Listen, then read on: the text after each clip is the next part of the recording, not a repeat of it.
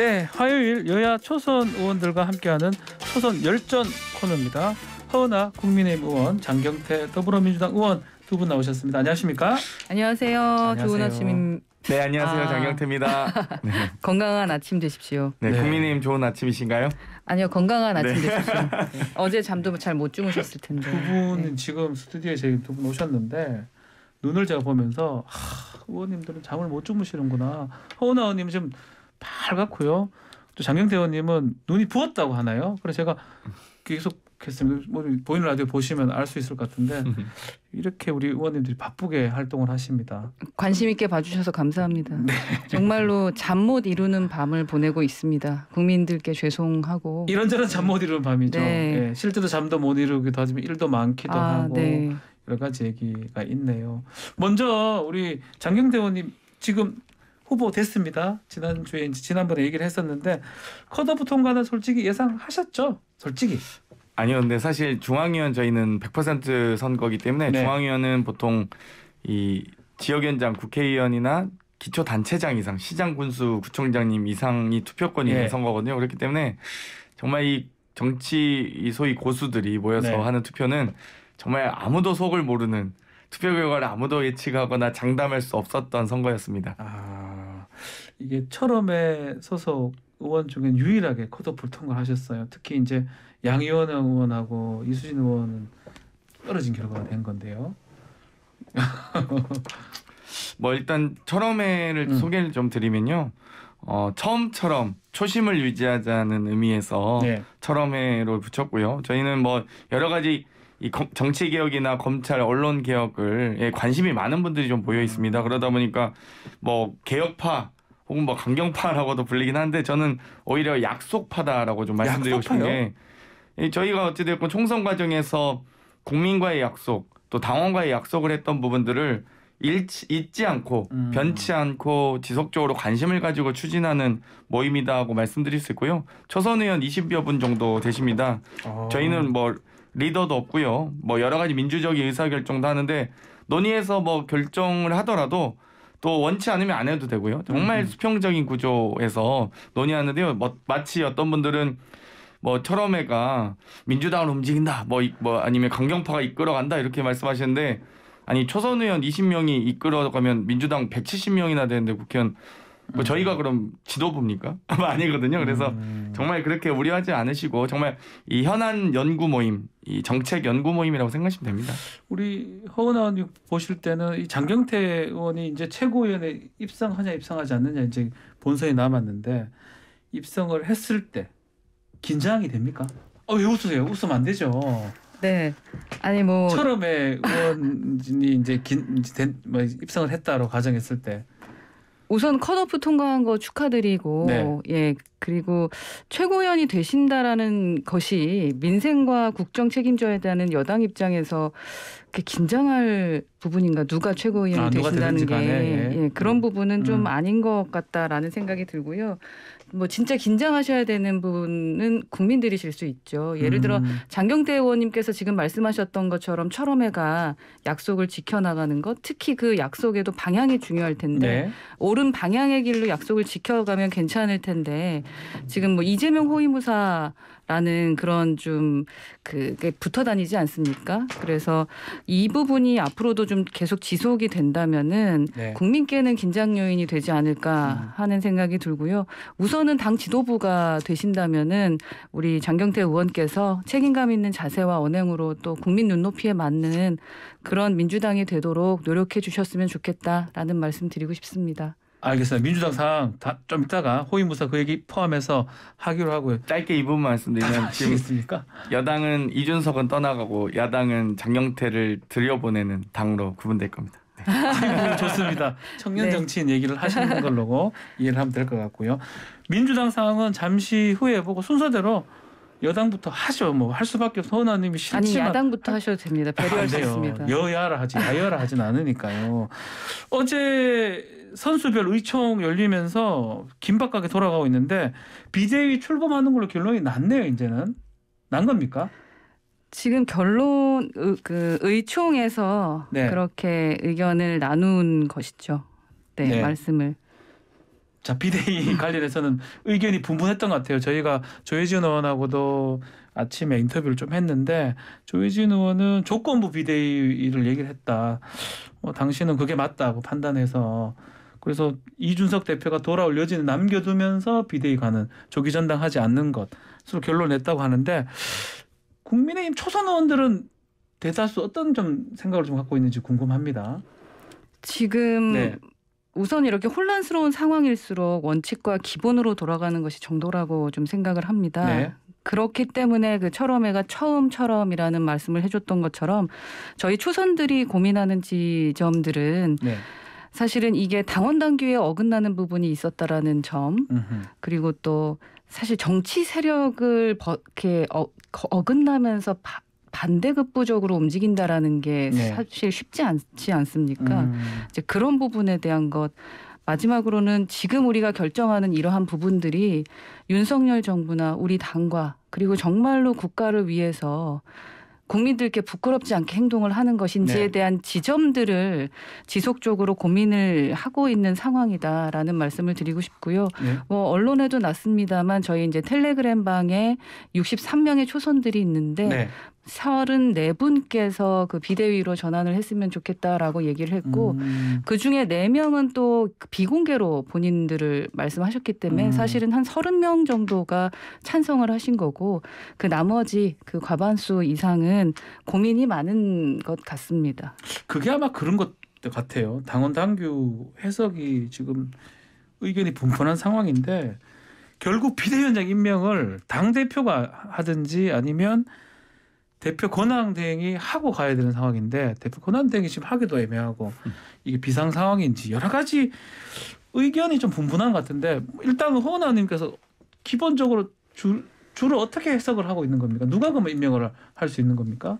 그 부분을 저희도 그렇죠. 지금 고민하고 있는 거고 결론적으로는 꼬리가 머리를 흔들면 안 된다. 그래서 비대위 전환이 혼란의 종식이 아니라 또 다른 혼란과 갈등을 야기하면은 네. 안 하는 이만 못하다라는 생각이 들고 하루빨리 좀 정상화해서 국민들께 좀 힘이 될 수 있는 책임지는 좀 여당의 모습 보여드려야 된다. 그래서 여튼 저부터 헌신하겠습니다. 자, 말씀하시죠. 네, 장현태 의원님. 혁신위원장을 하면은 원래 타당 사례와 외국 사례까지 다 연구를 하거든요. 그런데 사실 제가 국민의힘의 당원 당규상 봤을 네. 때 이 비대위 전환 요건이 2가지입니다. 네. 지도부 총사퇴거나 혹은 지도부 거리시인데요. 네.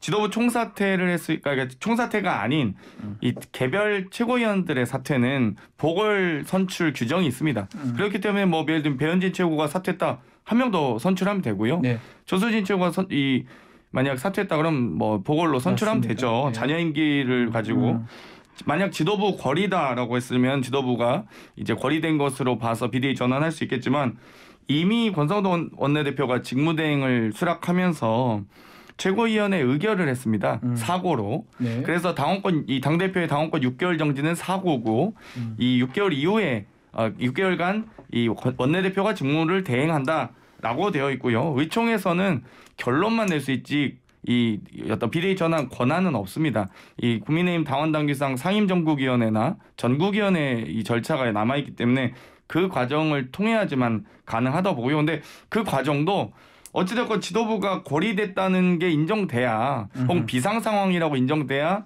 이 전국위원회가 추인을 할 텐데 과연 개별 최고위원들의 사퇴를 그렇게 볼 것인지 혹은 지금 현재 선출직 최고위원 선출직 지도부 중에 네. 과반 이상이 사퇴한 상황은 아니거든요. 그렇게 되면 과반이 사퇴하려면 예를 들면 정미경 최고나 지금 김용태 최고위원이 남아있는 상태에서 권성동 원내대표는 원내대표로서 직무를 대행했던 분이시기 때문에 원내대표를 사표해야지만 사실상 거리돼야 된다라고 보는 게 일상적인 아마 일반적인 해석이라고 보고요. 그렇기 때문에 제가 보기에는 비대위로 전환하는 것이 사실 또 다른 어떤 힘이 지금 작동하고 있는 것인데 지금 빠르게 조기 전대를 하려고 하는 게 아니냐. 저는 이 비대위가 임기 6개월을 절대 넘길 수 없다고 봅니다. 왜냐하면 현재 지금 당대표 지지율이 이준석 대표가 1위 나오고 있거든요. 네. 6개월 후에 이 전당대를 했을 때 또 이준석 대표가 될 수도 있기 때문에 그 전에 이 수출만 할 수 없는 당원권 정지 6개월 내에 전대를 할 가능성이 매우 높다라고 봅니다. 그러니까 약간 너무 얕은 수를 좀 쓰고 있는 게 아닌가 싶습니다. 지금 그 해석 부분이 좀 문제인 것 같아요. 뭐 권성동 원내대표는 원내대표 직은 그만두는 게 아니잖아요. 원내대표 직무를 받고 권한대행을 한 건데 그렇죠. 권한대행만 그만두고 원내대표는 또 그대로 직무대행. 직무대행 네. 죄송합니다. 직무대행은 안 한다 하고 직무대행 안 한다고 그러면서 원내대표는 지금 또 하는 상황이거든요. 그렇다면 이게 고리라고 보기도 좀 어려운 상황도 아닌가 싶기도 하고 안 하면 안 하는 거죠 그냥. 아니 그러니까 해석상으로. 그러니까 직무대행을 맡은 것 자체가 이 원내대표라는 이 승계 서열 2위이기 때문에 직무대행을 맡으신 건데 직무대행을 할 수 없을 정도로 현재한 정치적 정무적 상황이 생겼다고 한다면 원내대표를 사퇴해야 직무대행이 사퇴되는 거지 직무대행이 무슨 엿도 아니고 바꿔먹는 건 아니잖아요. 그래서 뭐 그런 부분들이 좀 문제가 될 것 같아요 앞으로도. 저희 아까 제가 처음에 말씀드렸던 것처럼 지금 말씀하시는 지점들에 대해서 저희가 고민이 안 되는 것이 아닙니다. 네. 기본적으로 절차적인 그 정당성에 대해서 가장 고민 지점이 있고 고통스럽다라는 말씀 드리고 싶고 그 장경태 의원께서 저희의 그 절차도 상당히 많이 알고 계시는 것 같아요. 그래 의총은요 논의하는 과정이었고 실제로는 비대위 발족과 관련한 의결은 상임정국위원회 그리고 정국위에서 이루어질 수가 있습니다. 당원 당규 해석이라던가 뭐 절차적인 문제에 대해서는 앞으로 이제 그곳에서 어떻게 다뤄질지 지켜봐야 하는 거고 그 과정에서 많은 국민과 당원의 여론 수렴 그리고 진지한 논의를 다 해야 한다. 라고 말씀드리고 싶고 어떠한 정치적 결정을 하는 데 있어서 원칙화 기본을 지켜야 된다라는 맞습니다. 말씀 다시 한번 드리고 싶습니다. 네. 요 하나만 더 짚고 넘어가죠. 뭐 이런 상황에서 가장 뭐 뜨거운 감자는 이준석 대표입니다. 지금 얘기를 하죠. 이준석 대표가 만약에 그냥 저희가 법적인 당원 당규 해석상 봐서 이준석 대표가 사퇴해버리면 뭐 아무 문제가 없이 제가 봤을 때 해결되거든요. 고리되는 상황이고 비상 상황으로 봐야 되기 때문에 뭐 예컨대 비대위로 가고 나중에 전대를 하고 가능한데 유 대표는 지금 본인은 절대 그럴 생각 없는 것 같고 6개월 정지가 돼 있고 1월 8일이면 돌아올 수밖에 없는 상황입니다. 그런 상황에서 이준석 대표가 두 분 다 잘 아시잖아요. 가만히 안 있을 것 같기도 합니다. 뭐 법적 조치 내지 아니면 다른 어떤 활동 그거 어떻게 보십니까? 지금 이준석 대표님의 행보에 대해서 미리 예측하는 것은 좀 옳지 못한 것 같다라는 생각이고요. 네. 다만 현재 윤리 징계에 관해서는 억울함이 있을 것이고 또 비대위 전환이 곧 이준석 대표의 사퇴가 될 수 있기 때문에 본인의 권리를 얼마든지 주장할 수 있다고 그렇죠. 생각은 합니다. 그래서 이준석 대표가 공개적으로 비대위 전환에 대한 문제 제기를 지금 하고 있고 또 당 지도부에 대한 행보를 지적을 하고 있는데 그 부분은 또 이준석 대표님의 그 입장에서는 충분히 이해할 수 있는 부분이 아닐까 하는 생각은 듭니다. 네, 장경태 의원님. 지금 이 결국엔 윤석열 대통령이 이건 교통정리 해줘야 되는 문제인데요.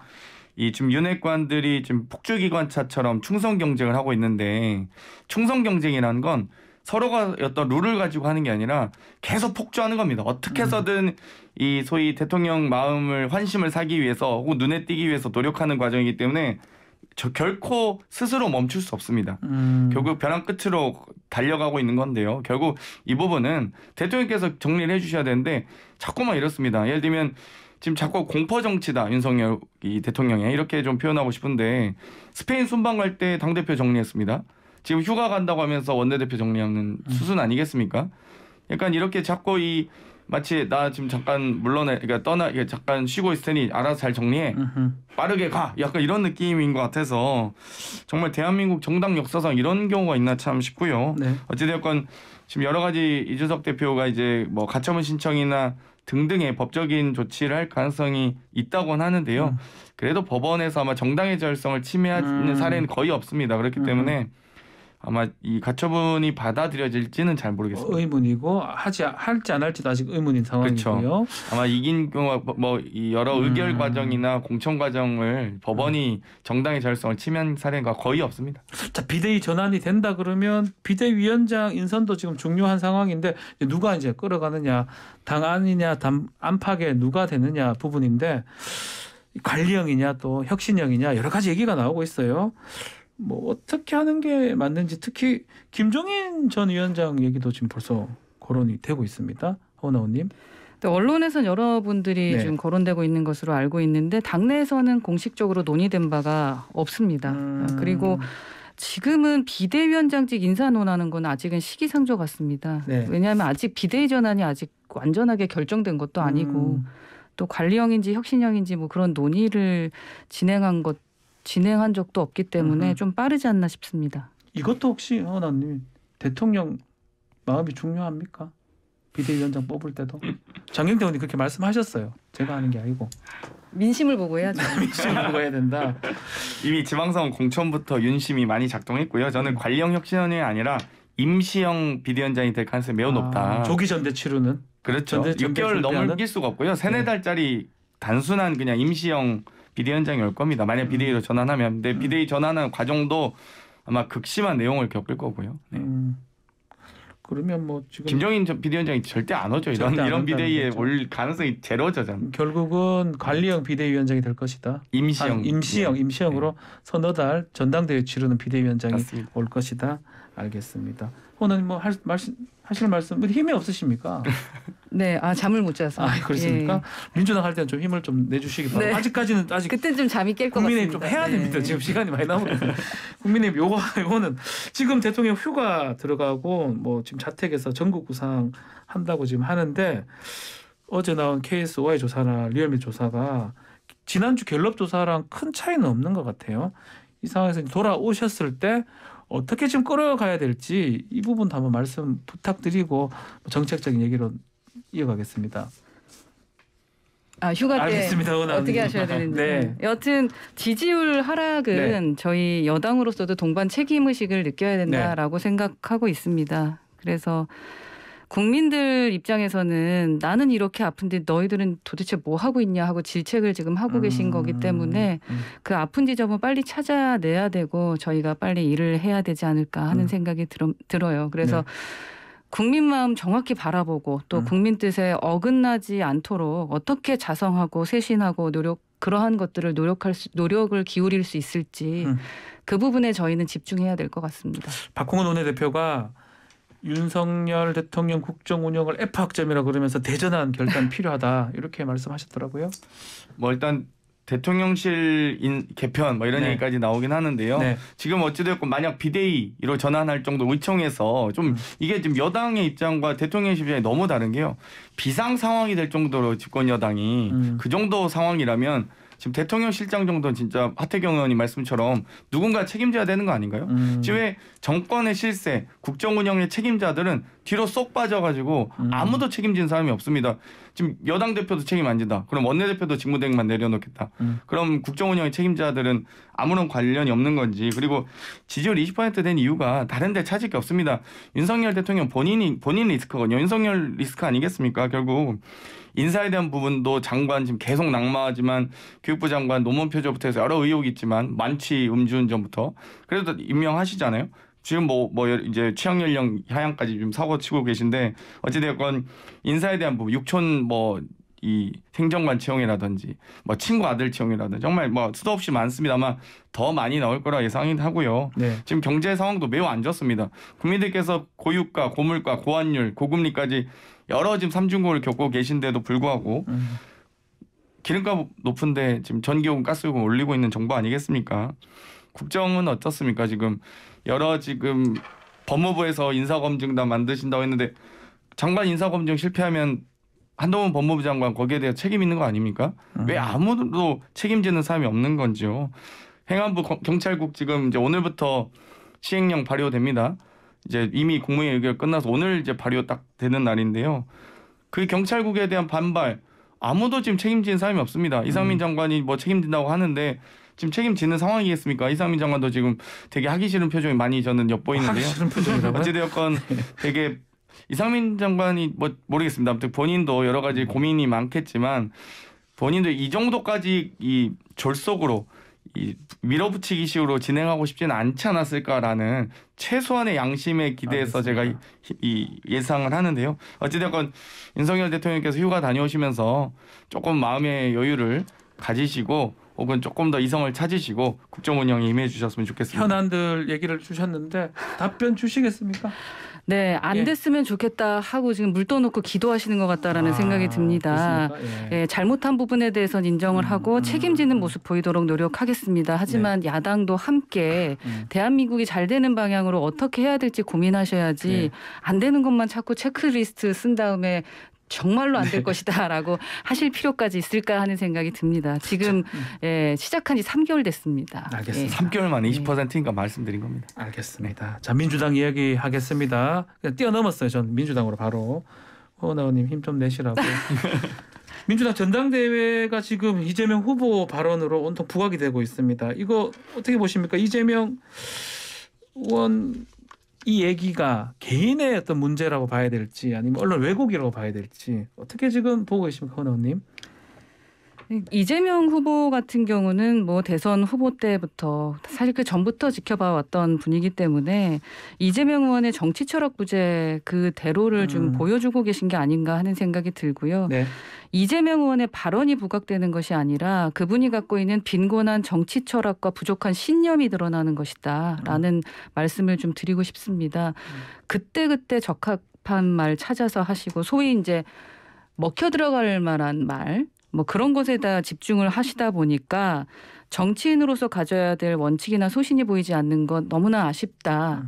본인의 발언에 대한 것도 언론 탓만 좀 하지 마시고 또 이것도 역시 무책임한 거 아니겠습니까? 저희한테 자꾸 뭐 무책임 말씀하실 게 아니라 내로남불하지 말고 무책임하지 말고 제발 좀 반성할 줄 아는 이재명 의원의 그 모습을 좀 보여줬으면 좋겠다. 이걸 기대해도 되는지 모르겠습니다. 기대하고 싶습니다. 네.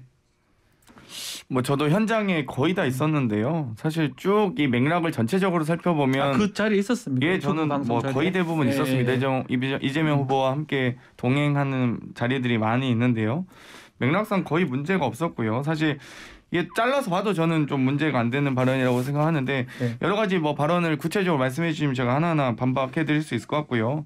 어찌됐건 이 여러 가지 정말 이 풍부한 이야기 혹은 지식 혹은 여러 가지 역사와 경험을 갖추고 있는 후보이기 때문에 그만큼 좀 이야기거리가 풍부한 게 아니냐라고 좀 이해해 주셨으면 좋겠고요. 뭐 어찌됐건 많은 국민들께서 또 많은 이런 정치권이 관심을 갖고 있는 것 자체가 이재명 후보 자체가 상수여서 그렇지 않나라는 생각을 합니다. 어찌됐건 많은 관심과 애정 또 질책과 격려는 감사하고 겸허히 또 수용해야 된다고 생각합니다. 그 의원 욕하는 플랫폼 얘기도 지금 좀 얘기가 되고 있습니다.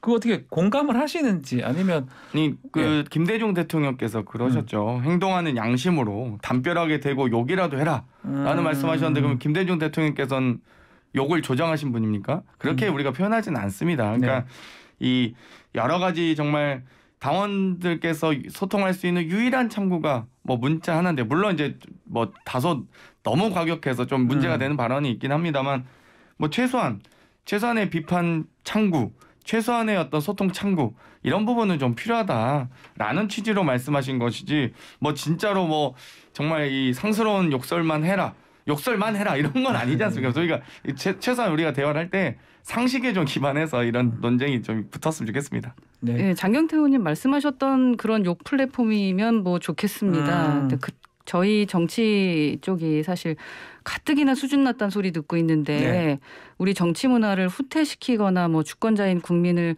세계적인 우스갯거리로 만드는 어떤 퇴행적인 발상이 아니길 바란다라고 말씀드리고 싶고 사실은 욕먹을 일을 안 하는 게 먼저죠. 근데 국익에 반할 정도의 중차대한 사안이 아닌 뭐 단순한 가치관이라던가 어떤 신념의 차이에 대해서는 건전한 토론을 해야 되는 게 먼저인데 그거 제쳐두고 욕부터 하라고 보는 어떤 이게 폭력적인 팬덤 문화가 아닐까. 왜 유독 그 정치권 주변에 그러한 욕 팬덤 문화가 기승을 부리는지를 고민해보는 시점을 가져야 되는 게 아닐까 하는 생각을 저는 해봅니다. 네. 저는 허은하 의원님께서 정치권에 오시기 전에 정말 유능한 이미지 컨설턴트로 유명하셨는데요. 정치권에 들어오시자마자 딱 5대5로 갈리지 않습니까? 그러니까 마치 정치인이라는 건 숙명적으로 그런 것 같습니다. 저를 좋아하고 좋아하지 않는 사람이 5대5 혹은 6대4, 7대3 이렇게 나눠지는데요. 30%라도 저를 싫어하는 사람이 있다면 또 그분들의 생각을 존중하면서 또 그분들의 비판과 혹은 비난도 달갑게 또 질책으로 잘 받아들이는 방법도 좀 필요하다. 그리고 그런 소통의 과정도 필요하다라고 봅니다. 자, 이재명 의원 어대명 얘기가 나오고 있는데 이거는 뭐 그냥 간단하게 질문 드릴게요. 만약에 이재명 의원이 되면 국민의힘 입장에서는 또 반긴다고 뭐 속으로 그런 얘기도 있더라고요. 네, 저희는 뭐 속으로뿐만 아니라 겉으로도 반깁니다. 좋습니까? 네, 저희 입장에서는 그러니까 경쟁 구도에서는 나쁘지 않다라고 생각하지만 국민들께는 옳지 않은 거죠. 그래서 예, 이재명 후보가 아닌 다른 분이 되시는 게 민주당에게도 옳고 그리고 정치 이 여야의 어떤 협치에도 더 도움이 되지 않을까 하는 생각은 합니다. 장경태 의원님 어떻게? 저는 이번 전당대회가 어찌되었건 더불어민주당이 혁신 전대를 거치는 과정이라고 보고요. 네. 또 이 혁신 전대를 통해서 혁신민주당으로 거듭나야 된다고 생각합니다. 혁신민주당으로 거듭나기 위해선 결국 혁신 지도부가 완성이 돼야 되기 때문에 네. 그 혁신의 완성의 길은 저는 이재명 후보밖에 없다고 이재명 후보뿐만 아니라 이재명 후보가 가장 잘할 수 있다고 보고요. 그러세요. 다른 후보들께서도 물론 열심히 역할을 하고 계시기 때문에 최고위원 잘 하셔야죠. 예, 저도 그 혁신 지도부의 일원이 돼서 최선을 다해서 혁신을 해야 된다. 그 결국 혁신의 길은 다양합니다. 정치 교체나 여러 개혁 과정들, 정당 혁신 과정들을 제대로 수행해야 되거든요. 근데 네. 지금 너무 이제 더불어민주당이 좀 물러터졌다. 너무 혹은 온건한 거 아니냐라고 바라보시는 국민과 당원들이 있습니다. 좀 속 시원한 정치, 후련한 정치를 해줬으면 좋겠다라고 많은 기대를 하고 계신다고 봅니다. 자, 두 분 국회에 계시니까 국회 현안 관리 질문 한번 드려야 될 것 같습니다. 감사원장이 지난 국회 법사위에 나와서 감사원이 대통령 국정운영 지원하는 기관인가라고 했을 때 지원하는 기관이라고 생각한다. 이 부분을 지금 해서 논란이 되고 있거든요. 또 감사원에서 지금 국가 권익이라든지 뭐 좀 감사를 지금 하고 있는 상황도 있고요. 그 부분 입장 한번 들어볼게요. 저는 멀리 갈 필요도 없고요. 네. 직전 감사원장이셨죠. 최재형 국민의힘 의원님께 좀 질문 드리고 싶습니다. 감사원이 대통령이 국정운영을 지원하는 기관입니까? 그러면 최재형 전 감사원장께서는 문재인 대통령 지원하셨습니까? 그렇지 않습니다. 저희가 최소한 그 지원하지 않았다고 비판한 게 아니거든요. 감사원장의 임기는 다른 검찰총장의 임기마저도 법률상 정하고 있지만 감사원장 임기는 헌법이 정하고 있습니다. 헌법이 4년으로 그것도 보통 기관장 임기 2년에 3년인데 감사원장만 4년으로 헌법이 정하고 있는 권리거든요. 그만큼 이 감사원이 이 독립적이고 자치적인 권한을 행사할 수 있도록 헌법이 보장하고 있는 겁니다. 그런데 그래서 저희가 최재형 전 감사원장 현 국민의힘 의원을 비판할 때도 감사원이 뭐 대통령을 조력하지 않는다 이런 걸로 비판하진 않았거든요. 근데 대놓고 국회에 와서 현직 감사원장이 대통령의 국정운영을 지원하는 기관이다. 이게 진짜 말이나 되는 정말 빈곤한 국정 철학을 드러난 사태다라고 봅니다. 심각하게 보시는 것 같아요. 민주당 쪽에서는. 네. 그 발언은 확실히 실수를 했죠. 잘못한 겁니다. 네. 근데 그 들어보시면 의도는 그게 아니었다라는 것은 아실 것이고요. 워낙에 이제 국정 운영에 대한 걱정들이 많으시고 지금 말씀하셨던 것처럼 3개월 만에 20%대로 지지율이 떨어졌기 때문에 그 부분에 대한 것을 말씀을 드린다라는 것이 실수를 한 게 아닌가 싶고요. 여튼 이 발언은 잘못된 겁니다. 잘못된 것이다. 네. 자, 지금 권익위하고 뭐 여러 군데 지금 감사를 벌리고 있어요. 근데 혹시나 오해의 소지 있지 않을까요? 혹시 안 나가고 있는 기관장들 나가게 하려고 하는 그런 얘기도 있거든요. 그러니까 그동안 이제 역대 정권이 정권 교체하면서 이 소위 직전 정부가 전 정부가 임명한 인사들이 자연스럽게 이 사표를 내게 하고 또 이렇게 바꾸고 이렇게 교체를 했었는데요. 그게 이제 어찌됐건 환경부 장관님이 이렇게 공공기관장을 이제 물러나겠다는 게 대법 판결로 그러면 안 된다라고 판결이 난 건 아니겠습니까? 그럼 그 이후에는 그런 일들이 없어져야죠. 그런데도 불구하고 현 정부가 지금 또다시 시작하는 것 자체가 문제라고 봅니다. 짧게 시간이 다 됐어요. 감사원장은 감사원의 일을 하는 겁니다. 다만 이제 지금 지지율이 많이 떨어지고 뭘 봐도 이제 부정적으로 보이기 때문에 그렇게 또 프레임을 씌우려고 하는 게 아닌가 하는 생각이 듭니다. 알겠습니다. 자, 오늘 초선 열전 여기서 마무리를 하겠습니다. 허은하 국민의힘 의원, 장경태 더불어민주당 의원 두 분 함께했습니다. 감사합니다. 감사합니다. 감사합니다.